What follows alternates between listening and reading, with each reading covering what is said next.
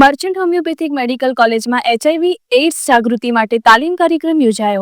તારીખ 22/8/2025ના રોજ ગણા Mehsana Gujarat state AIDS control society Ahmedabad દ્વારા નાણાકીય અને ટેકનિકલ સહાય હેઠળ મહેસાણા સિવિલ હોસ્પિટલના દિશા યુનિટ દ્વારા મર્ચન્ટ હોમિયોપેથિક મેડિકલ કોલેજ અને હોસ્પિટલ બાસણા ખાતે વિદ્યાર્થીઓ માટે એચઆઈવી એઇડ્સ અંગે જાગૃતિ અને મુખ્ય પ્રવાહમાં સમાવેશ અંગેનો તાલીમ કાર્યક્રમ મર્ચન્ટ ઓડિટોરિયમ ખાતે યોજાયો.